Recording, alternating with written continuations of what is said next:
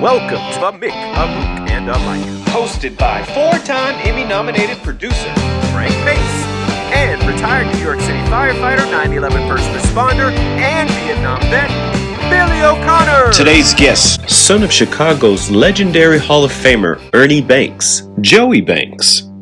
My brother Frank. How you doing, pal? I'm doing fine. We got a great guest today. Joey Banks, son of former Hall of Famer, not former Hall of Famer, Hall of Famer. everyday Hall of Famer, Ernie Banks. Chicago legend, 500 home runs. We'll talk to Joey about the pressures of growing up being the son of a famous person and how he overcame it. Growing up Banks. But first, what do you want to talk about today? You know what I want to talk about? I want to talk about that movie that's coming out, Oppenheimer. Yeah? I'm excited about it. Cillian Murphy, I told you many times on the podcast that he's from Cork City, where I was born. Right. Of course. His family are from Crosshaven and everything. So not just because he's from where I was from. Yeah, it is. No, it ain't. I think he's a really good actor. Yeah, it is. You like Peaky Blinders? Yeah, but you're partial.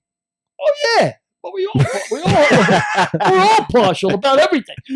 I mean, there's nobody who's not prejudiced about anything. I mean, if you like oranges, you're prejudiced for oranges. Tell us more. Tell us more. Tell the people more. No. I do. But I also like that period of history, World War II. As a matter of fact, Who made the movie? Cameron, right? Isn't it James Cameron? James Cameron. I don't know. Oh, I think he produced it. Can you look it up, Derek? Yeah. I think it's James Cameron. I think he produced it. I don't think he directed it. But go ahead. Well, in either case, from what I understand, I mean, I've read a lot about World War II. I like World War II. And the three civilians that obviously Oppenheimer gets a lot of credit for ending the war because of the atomic bomb. I mean, rightfully so. Christopher Nolan is the director. Christopher Nolan, who directed Superman, who's a brilliant director. Yeah, so Christopher Nolan directed it, number one. That should be, and it's got a really strong cast. But from what I understand, looking at the, what do they call it, the previews, Yeah. It looks like it's historically accurate because one of the things, the three civilians that had the most to do with the ending of World War II, besides Oppenheimer with the dropping of the bomb, was Henry Kaiser, who nobody talks about. But Kaiser Aluminum, after D-Day, they had to get all the tanks and all the equipment in country as fast as possible for liberation. And he was putting out these aluminum tracks, they could roads, artificial roads that they built to get inland quick. And the other guy was Andy Higgins from New Orleans. And Andy Higgins was the guy who invented the boats, the landing boats. Without the Pacific would have been a disaster without those landing boats, and D-Day, Normandy, without those boats. Matter of fact, Hitler even mentioned Andy Higgins in his speech.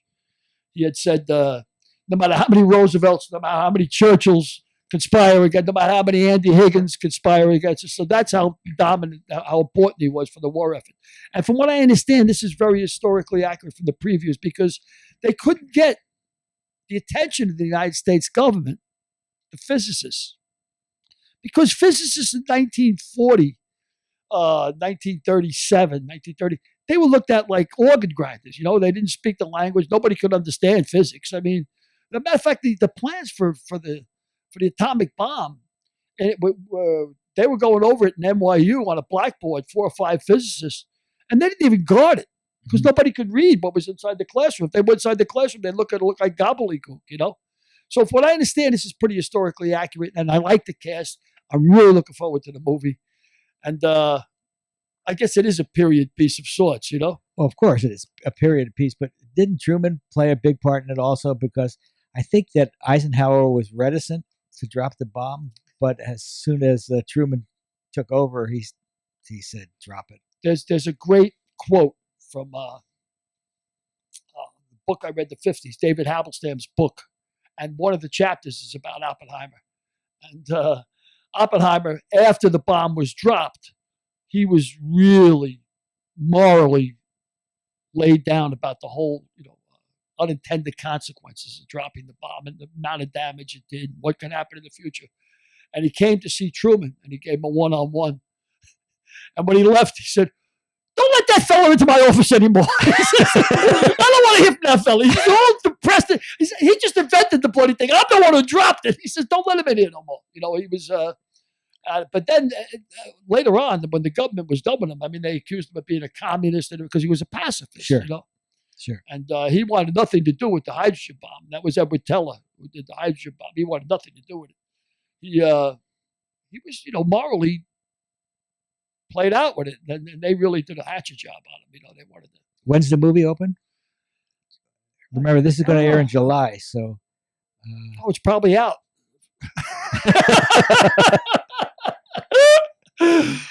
So yeah, I mean, I'm really looking forward to seeing it. I mean, I think it's going to be a really good movie. Me too.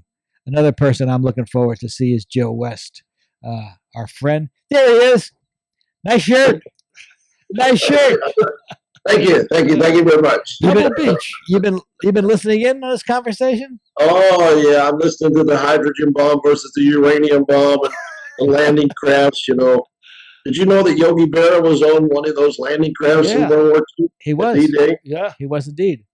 Speaking of the atomic bomb, they designed all that stuff in Oak Ridge, Tennessee, and the whole place was secured, and nobody could get in there except this quartet that would come in and sing and entertain them.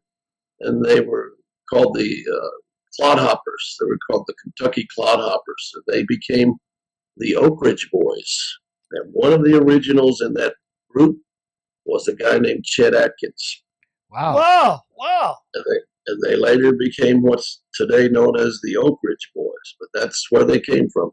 That's where the idea about having the quartet of singers together, that's where it came from when they were developing the atom bomb. You mentioned Yogi on the landing barge. Our good friend, better your good friend Peter Soberloff, recently did a movie called Yogi, which is out. Why don't you tell us about that, Joe? Well, it's an awesome picture because he took us to one of the premieres in New York, and Rita says it best. She said you'll be laughing one instance and you'll be crying the next instance. He was looked at as a short, stumpy, ugly ball player. Of course, Yogi said to that, said, "I've never seen anybody hit the ball with their face, so I'm not worried." He was on that landing craft that sent the missiles into ahead of the troops landing, and he was on the early landing crafts before they put troops on them. And his job after the troops landed was to go pick up the people that were killed on the beach. And he actually told his sons later, he said, "There's no pressure in baseball. Pressure is when they're shooting at you." He said, "There's no pressure in baseball." And it was a great movie, and it was put together because of his granddaughter. His granddaughter was watching the All-Star game back in, I want to say 2015. Yeah. And they brought 4 great players back to the All-Star game. And they said these are the 4 greatest living ball players. And they were Johnny Bench, Sandy Koufax, Willie Mays, and Hank Aaron. And the funny thing was, Lindsay, his granddaughter, looked at him and said, "Grandpa, are you dead yet?" And he says, "Not yet." And she went back and did some research, and they put this package together. Yogi Berra has more MVPs than any one of those 4 guys.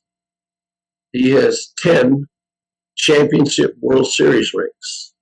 More than all of them combined. Yeah. All of them together. Wow. That's right. And when we got done with the film, Lindsay came out to see me and Rita and of course, Peter. And I said, "Lindsay, you know that your dad's got 10 World Series championship rings." She said, "Yep, I know." I said, "Did you know he lost 4 more?" She said, "I hadn't really thought of that." I said, "Well, he was in the major leagues for 18 years. And 14 of those years he was in the World Series." I said, "Nobody has ever done that."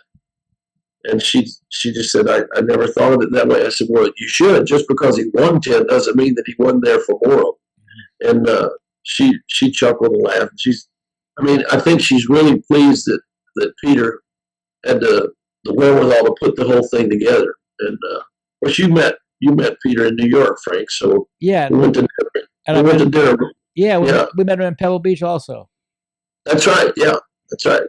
You were up at Pebble Beach with us. That was Because when he told you what he paid for the film footage, you and I both fainted. Yeah. But at dinner that night, we learned that his niece is Melissa Rauch, who's the star of Night Court. And Melissa Rauch happened to text me right at that very moment that we were discovering she was related to Peter. So as soon as the strike is over, I'm going to contact Peter and send him the dates of our shows at Night Court, and he and Imelda, his wife, are going to fly out to see Night Court. Now, the funny thing is Peter's a billionaire. I mean, it's ridiculous how much everything he touches seems to turn to gold. And so whenever I get around to Imelda, I say, Imelda, tell us about the time he proposed to you. And she'll just take off like wildfire. She said, yeah, and I didn't accept it either. And I said, well, why is that? She said, because he proposed at Burger King. Peter said, but it was over a large meal. A real regular guy. Everything touches turns to gold. They said that about Yogi Berra. They said he could slide it the whole plate and hit oil. Yep. Yeah. He was most everything he touched turned to gold. Yep. But he was. Both of those guys are amazing. You would never think those two personalities would have done as well as they did in everything they touched. Well, talking to Imelda, his wife, who's an accomplished author herself. Yes. I asked her after the tournament in Pebble Beach if she was flying through San Francisco to go home, and she sort of turned away and she says, "No, we're not." And I pressed her. I said, "Well, how are you getting home?" She goes, she said, "We're flying private." She was so embarrassed to tell us that she was flying private that it's great when people who have like money, that much money, are so self-effacing about it. So they know where they came from. They didn't forget where they came from. Yep. Down to earth. Yep. And Peter's a big Yankee fan. He's part owner of the Yankees, right? He does have a portion. I don't know how much it is, but he has a portion of the Yankees. And we were playing at Pebble Beach in that tournament. And, of course, he's my partner, Steve Ripley's partners with his comptroller from Oakland. And we're on the third hole, a third tee box, and this Escalade pulls up and just stops in the middle of the road. And this great big guy gets up and steps over the fence. He says, "Hey, cowboy." And I looked up, it's Reggie Jackson. Hey! And now, of course, Peter had never met Reggie Jackson. Now, here's this self-made billionaire, and I'm trying to introduce him to Reggie Jackson. And he's like a little kid. He can't even talk. That's so cool. Just like Stunt, and so Reggie stayed there till we teed off, and then he got in his car and left. But we had met. Reggie lives in Pebble Beach. Yes, he still has a place up there. It's his permanent resident, and he lives in the same house that he's owned since he was in Oakland A. Wow. Yeah. He bought it out in like 72 or something with his first couple of checks. Smart guy. Yeah, here's what's funny. All the games I worked in the major leagues, I never had him in a game. Really? I never had him in an all-star game. I never had him in the playoffs. Never had him in the World Series. Of course, now, he was in the American League the whole time. In my first 22 years, I was in the National League. And then when he retired, we started working both leagues. But I never had him in a game that I can remember. No spring training or anything else, huh? No. I know you had Rod Carew in spring training games, but you didn't have... No, I didn't have Rod Carew unless I had him at Tinker Field. Now, Rod swears that I threw him out of a game in Anaheim, but I didn't have him. I looked that up. That wasn't me. Well, all you guys look the same in black. Well, good to talk to you, Joe. Another fine intersection of what Billy calls way out west. We'll look forward to seeing you again. And but we got Joey Banks on today. You know Joey, don't you? I do know Joey. He was the shortstop in the Naked Gun. Yeah. He mentions you in an interview, by the way, in the day about He the did? Naked Gun. And you know what he said? It wasn't really that flattering. He said that they had oxygen tanks available for you just in case you needed it when you were filming the movie, and Lindsay. Oh, So that wasn't too flattering. let me tell you what those guys did. There's a fight scene in it where Leslie Nielsen jumps on Reggie's back and then pinches empty, and there's a big fight. When they first rehearsed this fight scene, there were a handful of players that I had either in the minor leagues or in the big leagues. And sure enough, they all got together and threw me on the ground. They're pounding on me. They're going, this is for Rocky Mount, this is for Kinston, and this is for wherever. You know, I got up my uniform. I had to send my uniform get dry cleaned till we could do the next scene. It was hilarious. And Joey was very influential in that movie because he put most of the stuff together that they had to make look realistic. You know, I know it was a comedy, but he was well respected on that set because of his baseball background, and rightfully so. So you tell him that I didn't need the oxygen when you get him on there. we'll lead with that question. We'll lead with Joe West says he didn't need the oxygen. All right, good to see you, All right, Joe. always good to see you you. next Take time. care. All right. Enjoy. Stay healthy. He's funny. He's funny as hell. He is funny as hell. He is. Imagine that being on a golf tee and Reggie Jackson pulling up and say, "Hey, Cowboy, how you doing out there?" You know, not bad. Not bad at all. Good stuff. Well, we got another good guy coming up, Joey Banks. So, Derek, could you do it the pleasure? Oh, yes, for you, anything. Do us the honor. My friend. Could you read the bullshitness of the tone of voice? It's all genuine. Anything for you, pal. I'm genuinely excited. Mr. Banks, you may hit that video button if you could. Okay. Oh, there we There go. he is. How are you, my friend? Good. How you doing, guys? Good. How are you? That's my friend Billy O'Connor. It's an honor to know you, Joey. Pleasure to meet you. That's where'd he go? There That's he is. There Yeah, Derek I don't Harris. see you. I don't see you guys right now. Uh-oh. Derek. We can see you. Yeah, I see myself, but I Oh, don't see you guys. Okay, Derek.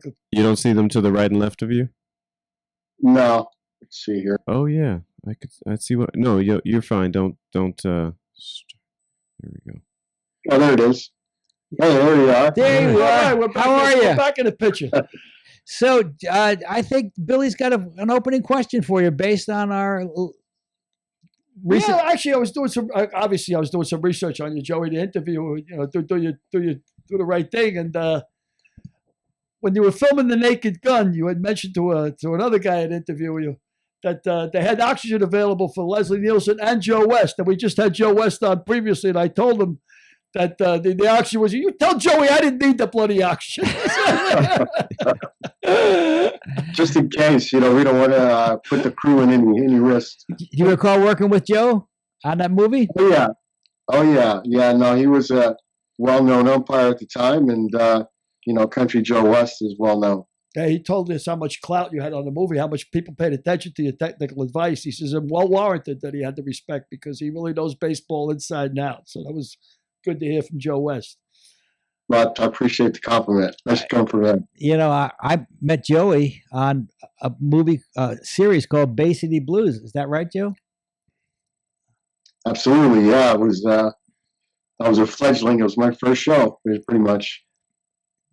What do you recall about it?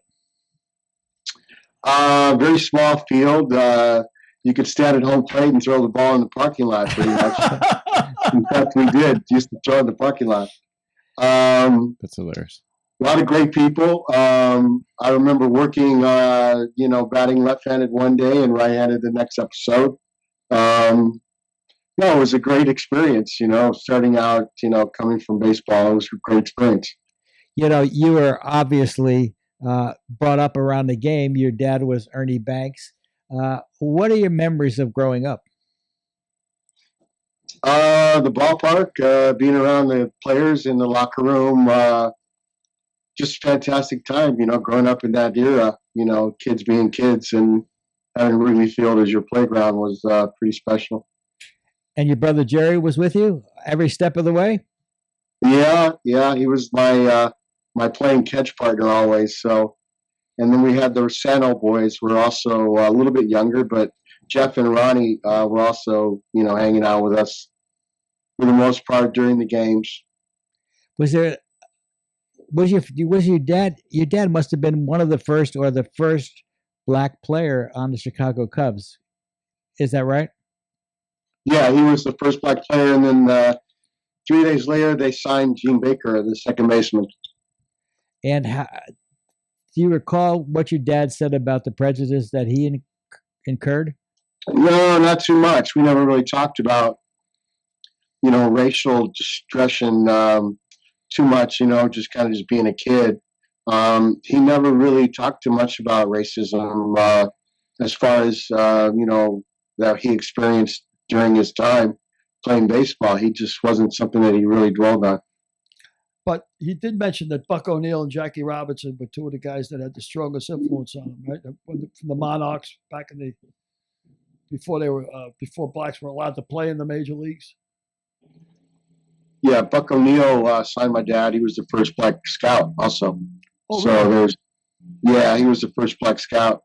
And the Cubs signed him. He said, "You're going to sign my dad." So as your first signee is Ernie, and you're our first scout.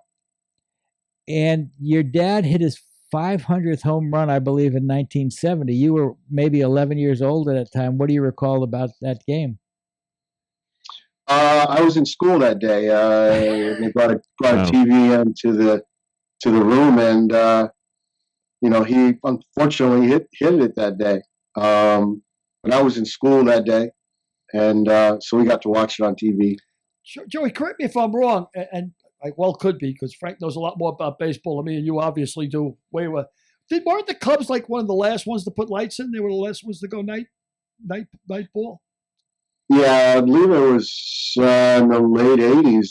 They had lights, but he played 19 years, all day games. And all home games were during the day. Well, it had to be, yeah, all day. No night. They were the last ones. They were reluctant to do it. They didn't want to go that route. Wrigley's still a beautiful park to see, right? I mean, it's a great park. It's very quaint. Park. Do you go back there often?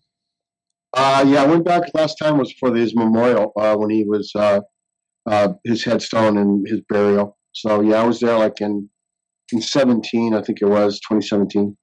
And then you go to you play in clubs, Cubs, not old timers games, but fantasy camps?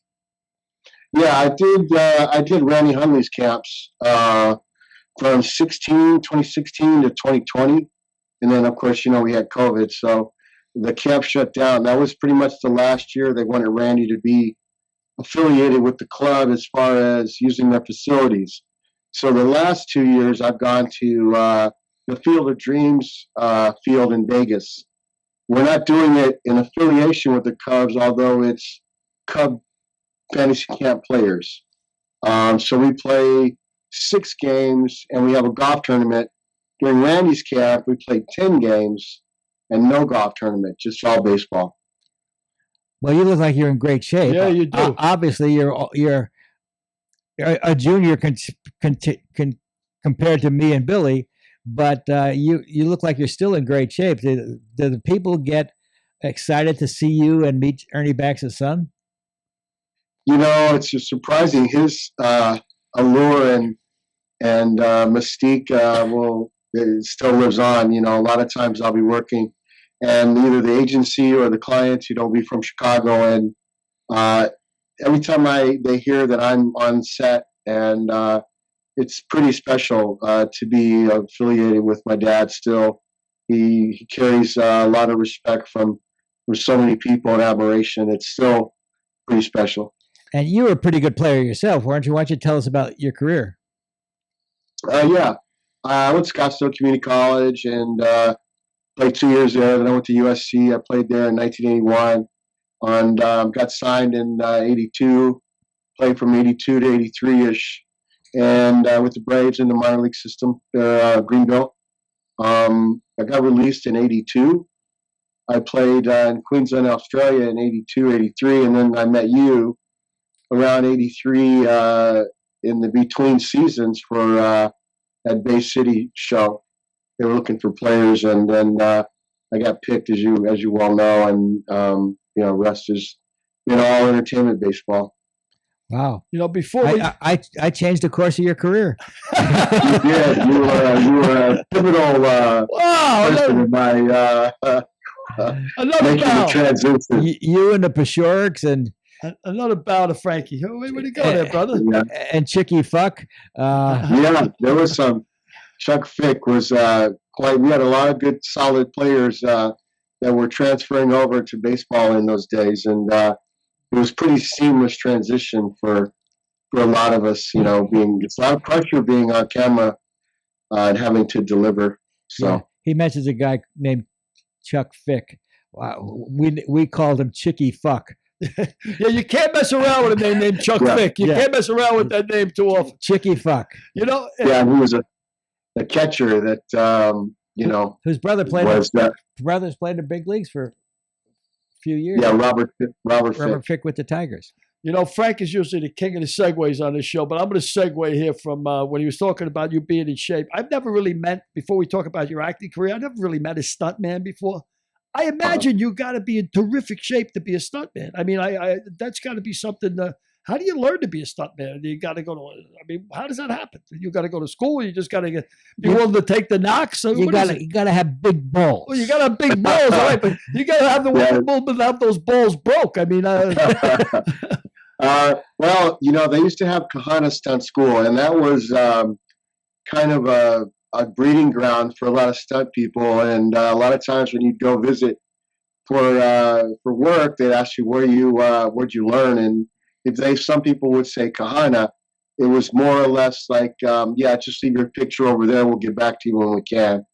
I happened to train with Greg Elam, and he was Richard Pryor's stunt double on what was that? Oh, Superman.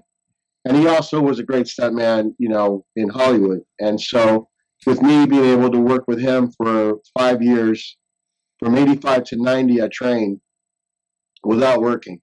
And in order to be complete as a stuntman, not just doing high falls or specializing in driving, but just doing everything and being a complete stunt guy, it took 5 years to learn all of it. And finally, I started working in 90. And I worked from 90 to 99 as a stunt guy on Deep Space Nine, Star Trek. Yeah. And with a lot of the creatures, the Geminar, Vulcans, Cardassians, not Cardassians. Yeah, Cardassians, just like the girls. Like the family. So 5 years. Aliens. 5 years to train to be a stuntman, and did they teach you how to fall soft or not hurt yourself, like karate or something? Is that part of it? Yeah, well, there's that would be the high falls. That's something that is a specialty, obviously. So every story that you jump, you practice 100 jumps from that level. By story, you mean 4-story buildings, 5 stories? Yeah, stories of buildings. Billy was a fireman in New York for 20 years. So he knows about, he's got a lot of stories. I can tell you where every 7th floor walk up in New York is. There's only about 10 of them. I can tell you exactly where they are. But yeah, so you train by height and you have to work your way up to falling from that height without hurting yourself, right? That's crazy. Yeah, I wouldn't take a job over 30 feet. The bag is 10 feet. And of course it's you overbag, so 16 by 20. So for every story you would jump 100 times. So 4 stories, a 4-story fall, you would have practiced jumping 400 falls. Pretty cool, huh? You would practice 400 jumps. So the bottom line is stay on the ground. You want to have a long career and not, one wrong mistake there and you're done. Yeah. So your room for error is 0. And unless you want to specialize in high falls, which I would highly, maybe reconsider, unless you're...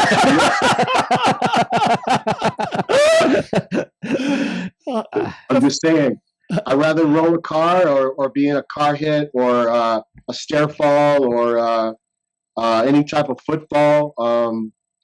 I would rather do that than take on the high fall. High fall is a very specialized guy. So, but yeah, we trained for that long, and after that time period, you're pretty ready to work. And I would still be selective of what you take as far as job wise, because you don't want to be labeled as a guy that's gotten hurt.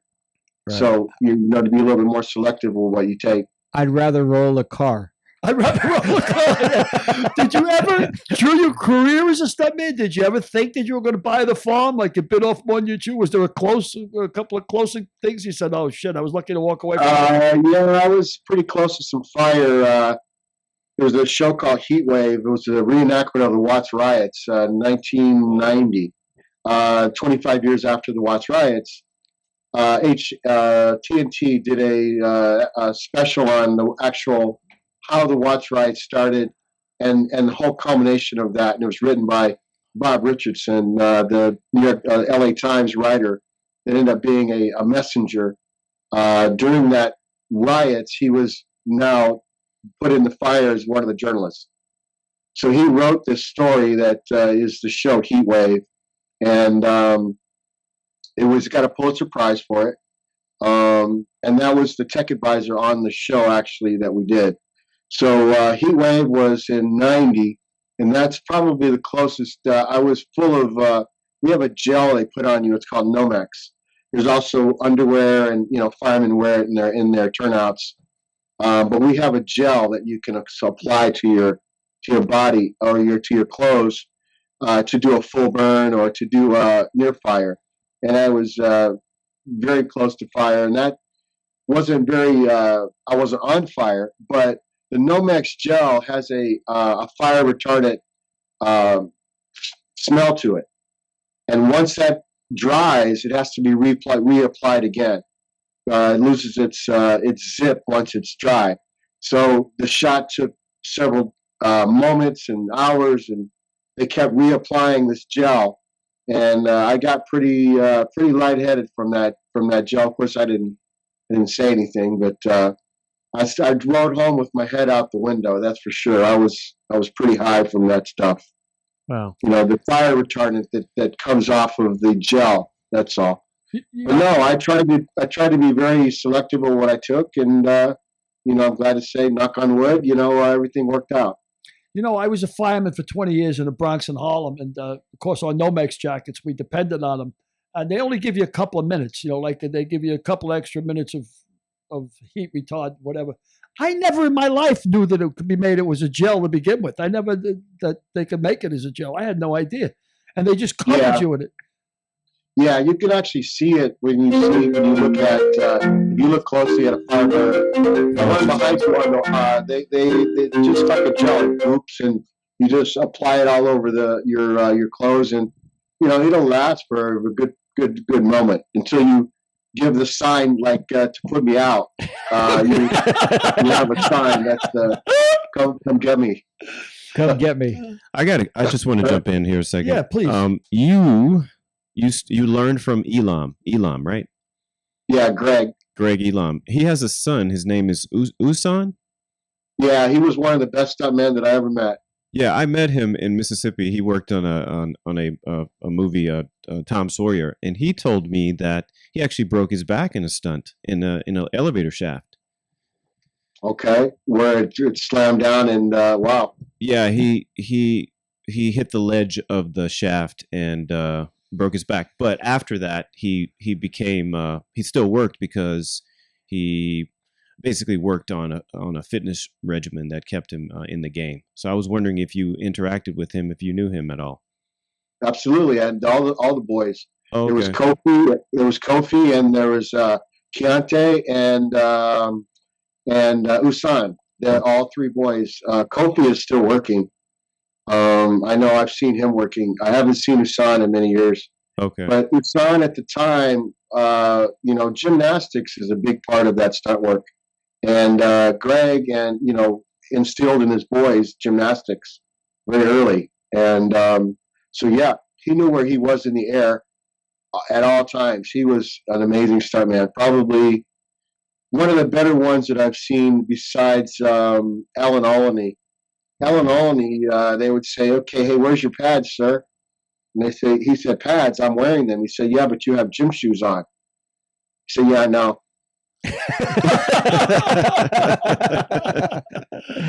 Hey, Joe. So I'm not gonna hit the ground. I'm good.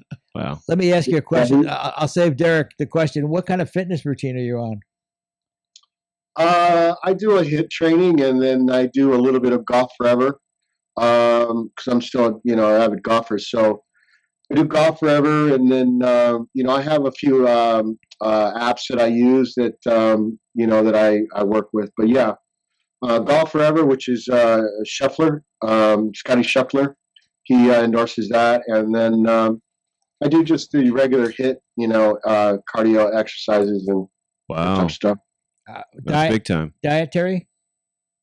Yeah, I cheat. I have a few cheat days, but I don't do keto or anything like that. I just basically just try to eat right, and on the sets, a lot of times they'll provide, a balanced meal.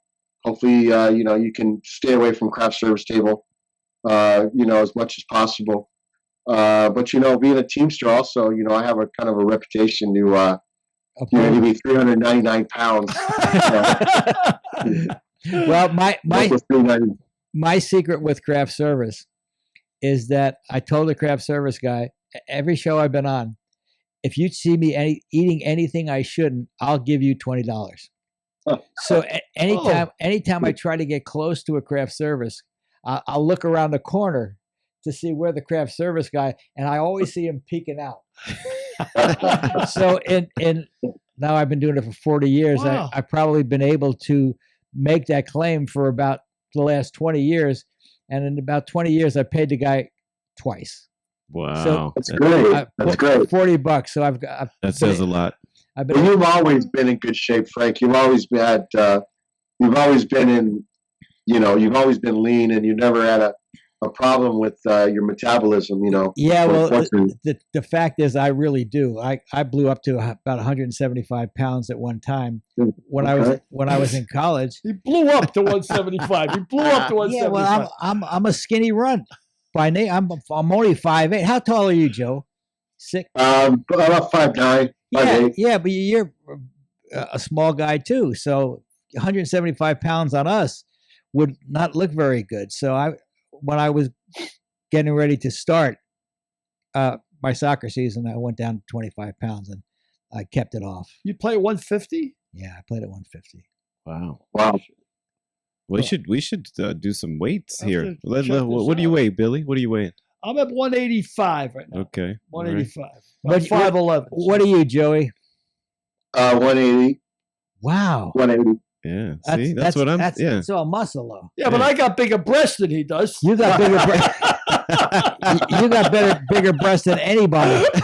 You got the biggest breast I've ever seen on a man. I always like big breasts, right? Now I got him. I work. Hello, HR. Hello, yeah. HR. No kidding. What are you weighing, Frank? 55. 155. Okay. So I've fluctuated about 5 pounds in 25 years. Look at that. That's That's great. nice. Well, 25, 55. Who the hell am I kidding? I don't know if he was just in shape or he's just a cheap fuck. I mean, he didn't want to go for the $20. That's it. It was smart. He knows. That's for sure. Smart. $20, smart. For sure. So tell us about your acting career. You got the bite in USC. Is that correct? In 1981, that was when you first got the bite, the acting bite? No, I actually came back. I got signed, got released. I went to Australia. I played there for that season. When I came back, there was a lady that I had met at a Dodger luncheon, and she said that there was an audition for this Bay City Blues job. And so I went on it. It was basically a workout. And Run by me. Run by you. Yeah.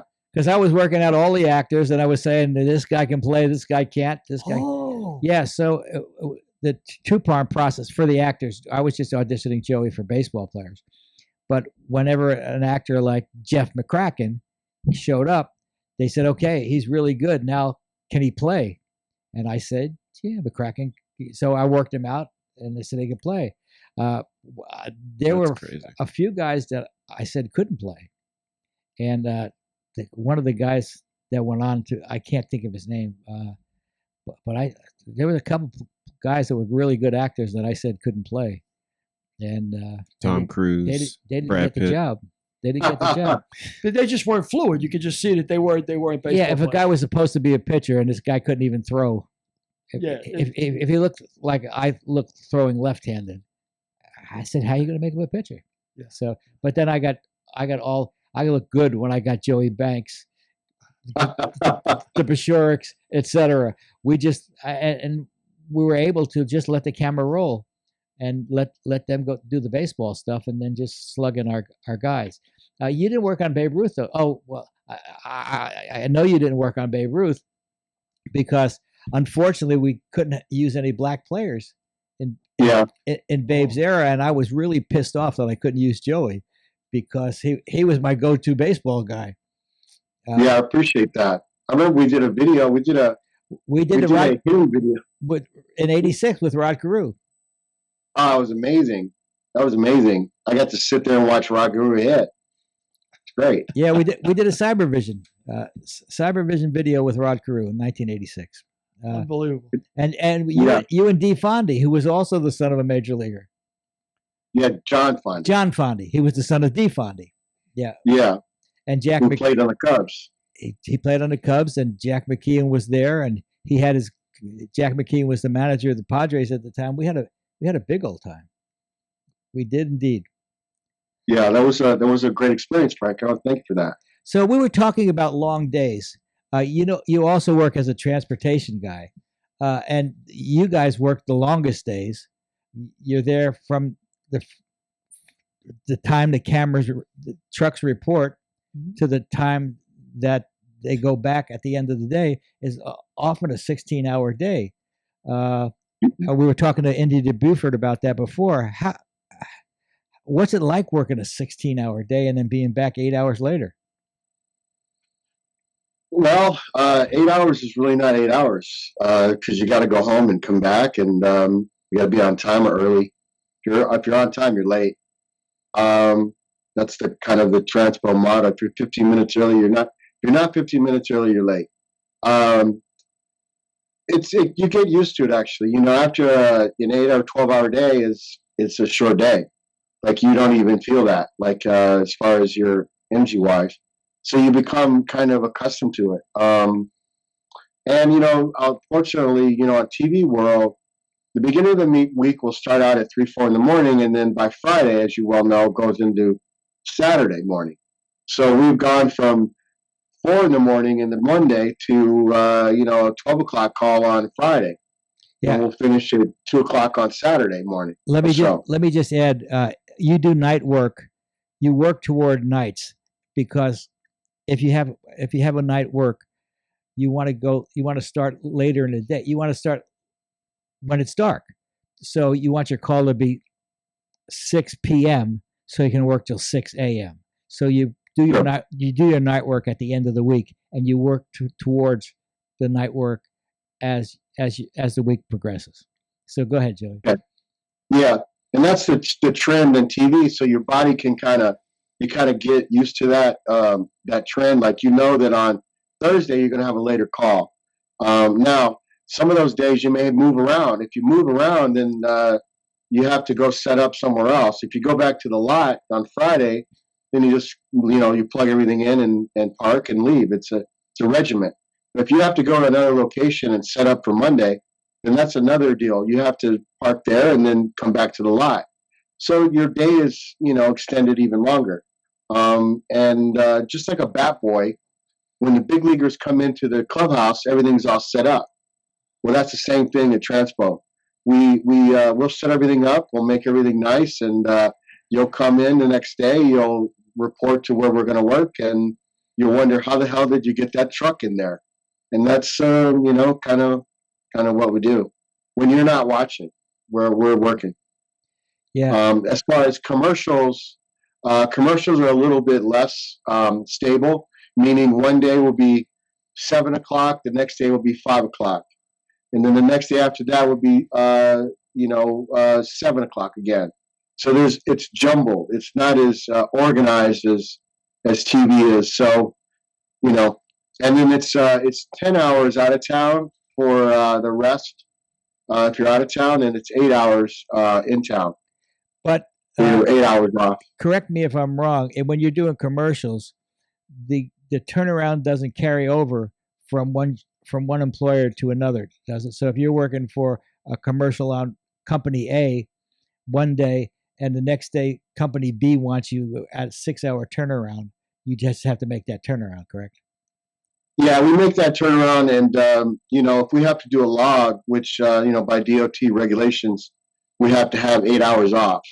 If we don't have 8 hours off, then we can't go on supposedly to our next shift. But you know, being a day player, having to bounce around from different companies, we've learned to have write the log up so that we're paid till a certain time, and then we start at another time. As long as we get our 8 hours during that first shift, then we can continue on working without having 8 hours after our shift. It's probably So also- it's a little bit of Yeah. it's a little bit of finagling with Yeah. the logs. And Billy is a staunch union guy. So on a 16-hour day, you know, after 8 hours, you get time and a half. After 12 hours, you get double time. And after you're working in double time for hours 13, 14, 15, 16, you make a nice little check for sure. Yeah, well, I bet you and your guys. Yeah. Now, if you don't get your 8 hours and we're forced in, if we're forced in before 8 hours, then we're on what we left at. So you're on Our double time. rate is what we left at when we start the next day. Quick question. Now, I'm in sorry. commercials, if we only get 7 hours, for that 1 hour, we'll get paid 1 hour of not being able to sleep. That makes sense. Yeah. So they're compensating you for not getting your 8 hours financially. So 2 hours would be, you know, $80, $90 or something like that. Whatever, you know, it's $48 an hour to start. So if we left at 75 or 80, we would give $45 for the 1 hour per hour.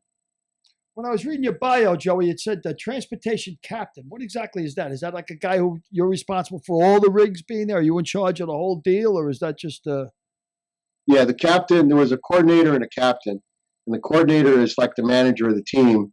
He does all the man days and he budgets the show. The captain runs the on-set workings of the company and the movement of the company. The gang boss in the commercials is like a captain, and they're responsible for all the transportation, you know, where the company parks, how it parks, logistics of the transportation moves. All the moves that are made are the captain's responsibility. pretty interesting stuff, right? I noticed that when you were doing the technical advisor for Star Trek, that the first episode was, they said you didn't get any credit for it, was Take Me Out to the Holosuite. Yeah. Take me out to the holosuite. And Yeah. so you had to train the guys how to play ball, and you had to do a technical advisor on the films and all that. And they said they didn't give you any credit for it. I don't. Yeah, well, TV, you don't get credits. For TV, the stunt work, you don't get credit. They give the above the line people credit as far as the producers and executives.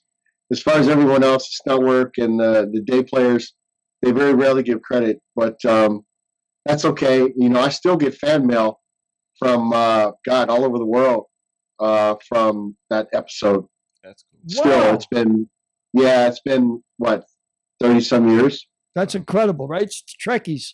Trekkies. Yeah, they Yeah. find. Well, the scary part is they find my address. Yeah. That Whoa. This- So this fanatics, these guys could be dangerous. I mean, these are stalkers. This comes to my Trekkies. house. What is your What? what is your And address, this is Joe? these are from 44-year-old men to They come to his house. Yeah, do they know you're a stunt coordinator also? You can kick their ass. They don't go that far, but I'm sure they probably could imagine that I'm not going to be pushed around pretty easily. That's unbelievable, right? Yeah, why don't you give us your address, Joey? Hey, they found it. They found it, so you can find it. I got a question. Is there a difference Have you ever worked a rap video? I have. Is there a I've difference? done a lot of them. Is there a difference in the set between a rap video and a TV? Absolutely. Would you like It's the Wild to West. expound on that? Yeah, I've done some Travis Scott. I've done Beyonce. Let's see who else. I've done not rap, but John Legend. Okay. But yeah, I've done music videos, and they're a different animal, just in the sense of the sheer amount of people. And of course, they're all black faces, and we don't generally see too many black faces in the crew and or talent, unless it's the rap videos. But yeah, and the trailers, have a remnants of them partying a little bit, maybe champagne bottles, maybe a roach here, roach there. But yeah. So you're saying the trailers look visibly different from rap videos than television shows? Yeah, they're a little looser with all of it. Everything's Bad Bunny. I just did a Bad Bunny music video out in Lake dry lake bed out in Lake Mojave Desert. But yeah, the whole dynamics of commercials is completely different than TV and film. So yeah, okay, they're different. You make a lot of money because they're somewhat unorganized, and of course, chaos equals cash. I like that. That's a great quote. Chaos equals sounds chaos. like cha-ching.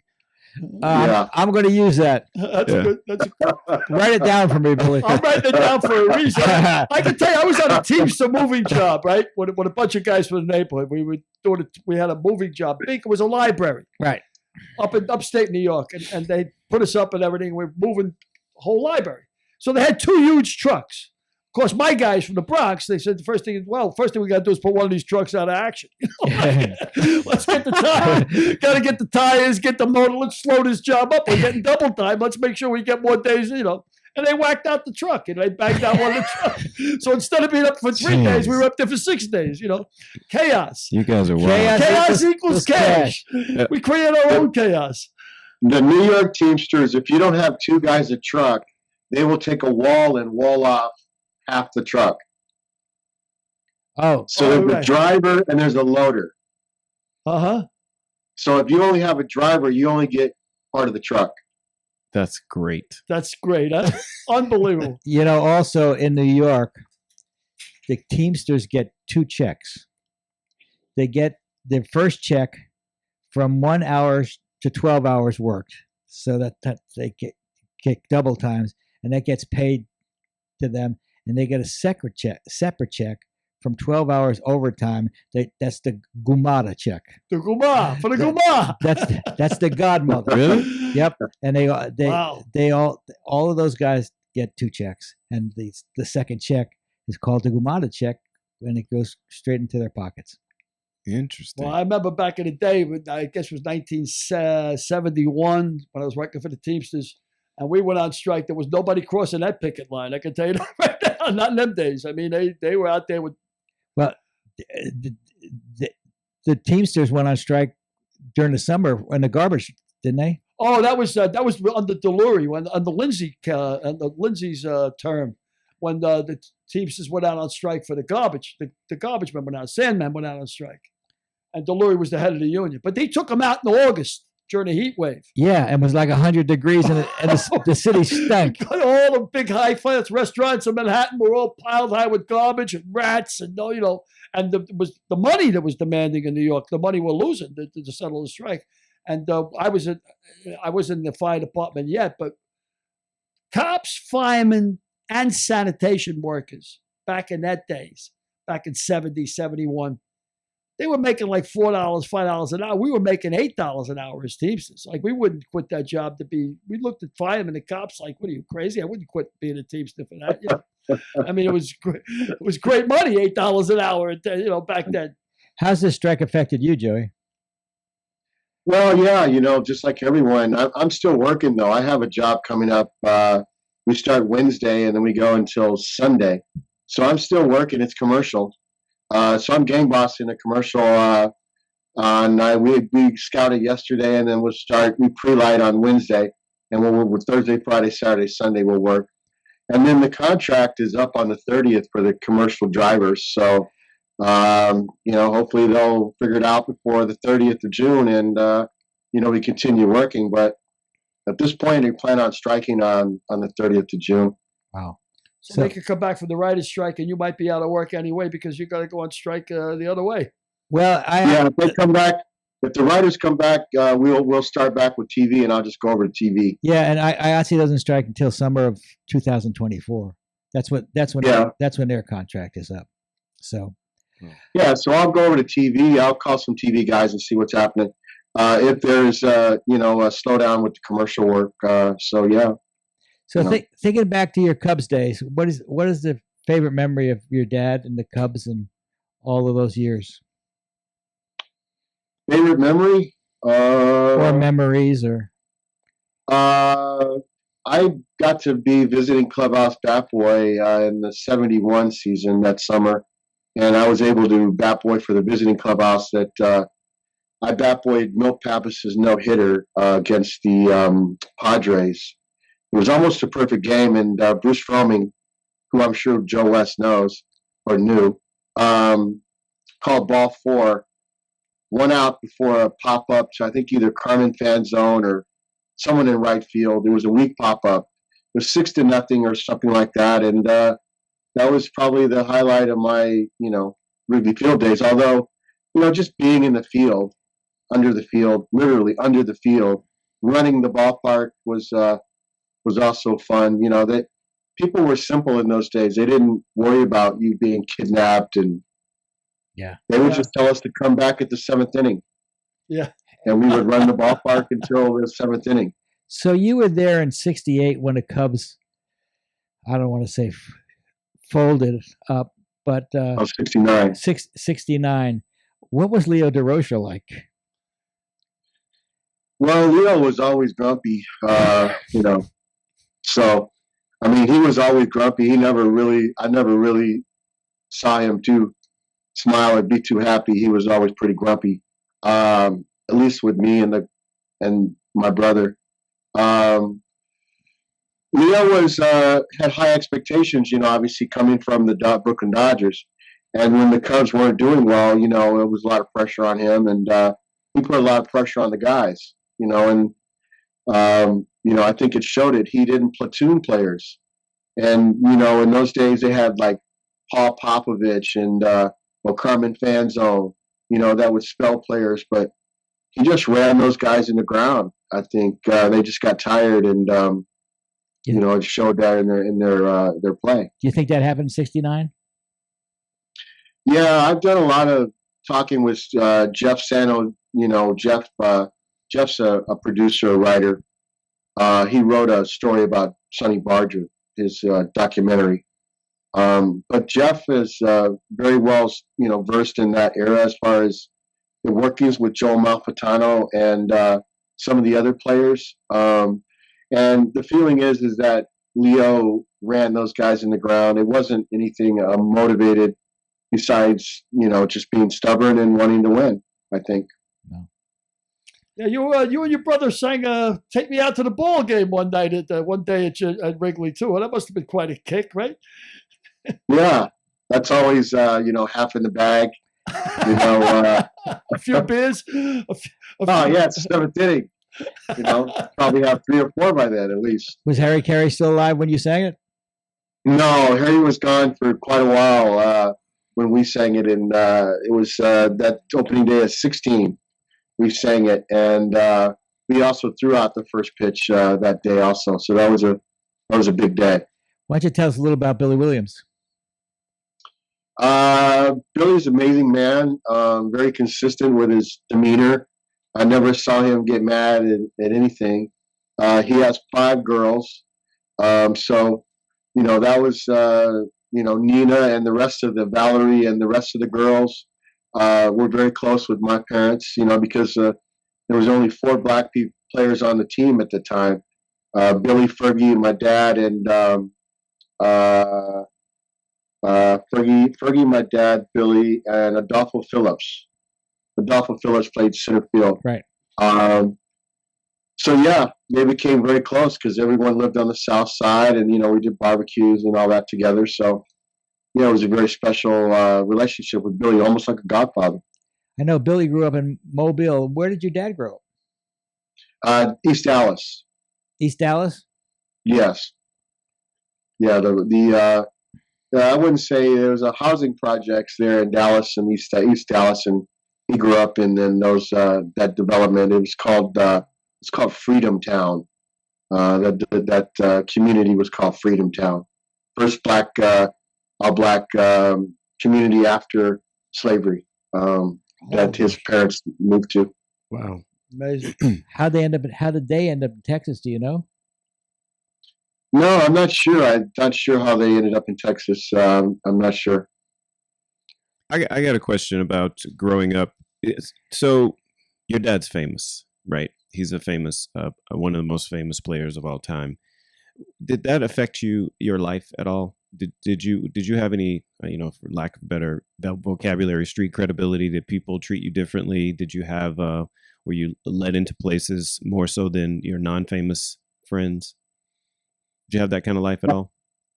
Oh, I don't know about let in. You mean as far as like schools or just anywhere? You mean like, anywhere? Did you carry? Did your father's mystique carry you into places that maybe other people couldn't get into? I really couldn't comment. I'm not really sure. I'm sure it helped. I couldn't hurt. I'm sure. But it comes with that comes a lot of pressure and expectations, Oh, okay. and being his son, it's not it's easy, but it's not. Sometimes it's not easy. You're under the spotlight quite a bit, and Right. having to deliver is always something that stays with you your whole life, no matter if it's driving a truck or hitting a game winner. That may be one reason that you weren't named Ernie Banks Jr. because you had a twin, and That could be. that could have been a good reason because had you been named Ernie Banks Jr., that would even be an inordinate amount of more pressure. Yeah. People expecting you to be Ernie Banks, which you're not. You couldn't be. Yeah. No, they broke the mold, with him. He's an amazing man, and still his records are still trying to be, broken, with number of games played to home runs to just his whole career, 5 he did grand things slams in one season. I mean, who yeah, and there who was does no that? helmet either. Yeah. No helmet. No helmet. No helmet, no batting gloves. You know what? No. One of the No. things that really stood out to me was your dad's Hall of Fame speech. And the quote is, and success is not only dependent on a talent God gives you, but also upon the people who believe in you. And that's pretty profound. I mean, when I read that, I said, that's really, people don't believe in you. You can have all the talent in the world, and it's just not going to, it's just going to fall by the wayside. Yeah, Joey can't say it, but his dad, I knew his dad, a little bit through Rod Carew, and his dad was a great man, just very self-effacing, very poised. Humility. He humility is a good word. He just always inhabited that spirit of let's play two. He always wanted to play two. He wanted to play three. He just loved the game and he loved being around it. And we loved having you on the show, Joey. I want to ask Derek, you got any other questions, Billy? No, but just a quick point is that previous to you, we interviewed India de Beaufort, and we talked mostly about, not mostly about, but we specifically talked about success being measured by how much your kids love you or whatever. And one of the quote from you about your dad was, "Anytime I can represent my dad, it's an honor." And it's been an honor for us today. So thank you so much for coming on, Joey. That's the truth. And It's been a pleasure. and give my best to Jerry as well. I sure will. I had a good time, guys. Thank you so much. I recruited both of them to play for our softball team. Ringers. You have a good eye for talent, Frank. Ringers. He's looking for ringers. Good eye for talent. You're a good man, Joey Thank Banks. you, Joey. Pleasure Thank you. meeting you, Thank you, brother. man. Really. Thank you. Take care, guys. Have a happy Father's Day. Thank you. You will. Will indeed. Class act. Take care. Yep. Class Class- act. Yep. Class act indeed. He's a good guy. Yeah, you can just see it. Just class act, you know. Good call, Frank, having him on. And speaking of class acts, you're a class act. Damn. Good God, right I down can't see your face. So okay, Derek- there we the go. time and You've- place. You've scooted off the Derek- camera there a little bit. Derek's a class act. Well, you two fellas in your vacation attire are a class act. Well, This is all thank you. modeling. We're going to be on a runway with these babies. Are you kidding me? I got this from a guy who was a real high-end haberdasher. A high-end haberdasher. That might be one Mr. D. Harris. Derek Harris, high-end haberdasher. I think that's the name of the store. High-end haberdashery. You're correct.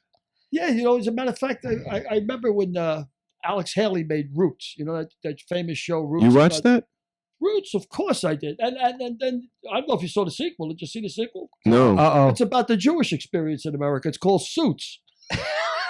Roots and Suits. Wow. High-end haberdasher. Thank you, ladies That and was a germs. I'll be here all week. Do I want to say try the veal? Try the veal. Try the veal.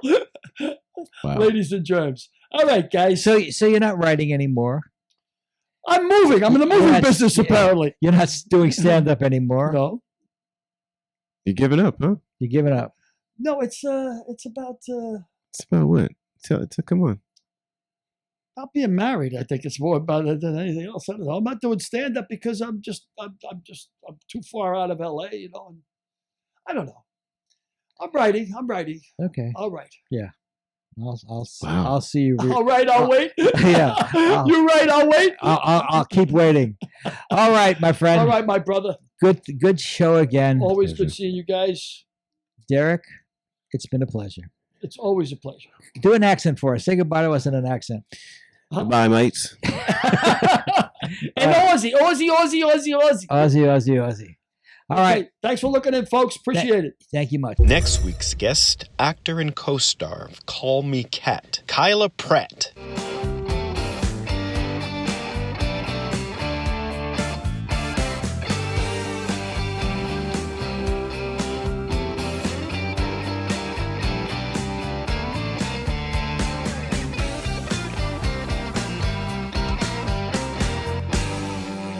We'll see you next week.